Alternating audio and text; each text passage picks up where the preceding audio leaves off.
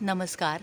पॅम्स रेसिपीमध्ये आपलं स्वागत आहे. मित्रमैत्रिणींनो, आपला पाय जर फ्रॅक्चर झाला किंवा मुक्का मार लागला किंवा फ्रॅक्चर नसतं परंतु सूज असते आणि तिथे गुडघा किंवा आपलं हाड दुखत असतं, सूज बरे काही दिवस उतरतच नाही, तर त्यासाठी काय करायचे? हाडमोडीचा आणि चांभार आवळींचा उपयोग मी तुम्हाला सांगितला आहे आणि त्यातच निलगिरीचा देखील उपयोग होतो. परंतु तो उपयोग कसा करायचा हे मी तुम्हाला व्हिडिओ टाकलेला नाही, कारण माझ्या गार्डनमध्ये पाहू शकता तुम्ही निलगिरीचं झाड खूप मोठं आहे आणि त्याचा पाला कसा तोडायचा हा मोठा प्रश्न होता.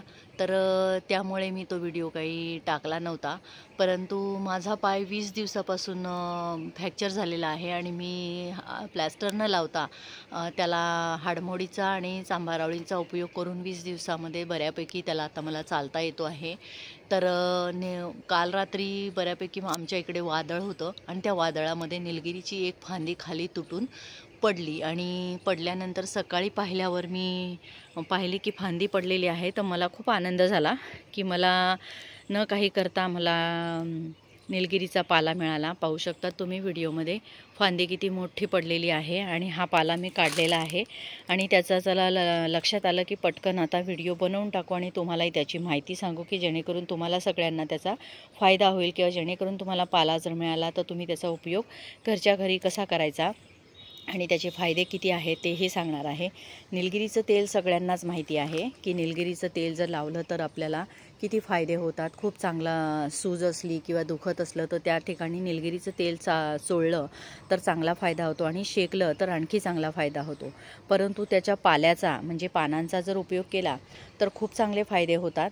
तर पानांमधून नॅचरल पद्धतीने तेल निघतं. तर मी हा पाला काढलेला आहे आणि त्या पाल्यापासून आपण पाय कसा शेकायचा आहे मी ते दाखवते. हा पाला चांगला घ्यायचा आहे.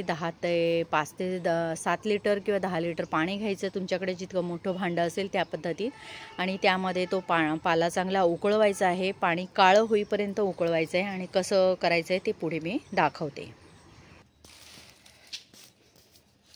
पाहू शकतात मी पाला हा उकळलेला आहे आणि ह्या पाण्यामधून पाण्यात टाकलेला आहे आणि ह्या पाण्यातून मी त्याला बाहेर काढून घेतला आहे. बाहेर काढताना सावध काढायचं, कारण पाणी गरम असतं आणि थोडा पाला राहिला तरी काही हरकत नाही. आणि हे पाणी आपल्याला अगदी पायाला शेक बसेल किंवा चटका लागणार नाही, आपल्याला पायावर घेता येईल असं गरम गरम आपण त्यामध्ये पाण्यावर टाकायचं आहे.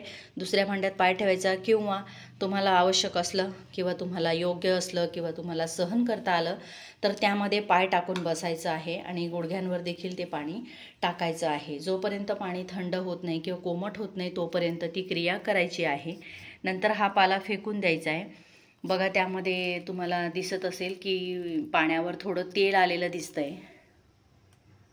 हे पहा. मी तुम्हाला काढून दाखवते, कारण मी जेव्हा शेकला पाण्यात टाकला तेव्हा माझ्या पायाला पूर्णपणे तेल लागलेलं होतं. हे जे वर दिसतं आहे ते थोडं तेल आहे. तर नॅचरल पद्धतीने आपल्याला अगदी चांगल्या प्रतीचं तेल निलगिरीचं मिळतं आणि पायाला खूप चांगला आराम होतो. मुक्कामार असेल, फ्रॅक्चर असेल किंवा दुखत असेल तर त्या ठिकाणी अशा पद्धतीची तुम्ही रेमेडीज घरच्या घरी करू शकतात. व्हिडिओ आवडला तर लाईक करा, शेअर करा, सबस्क्राईब करायला मात्र विसरू नका आणि हा व्हिडिओ इतरांना नक्की पाठवा.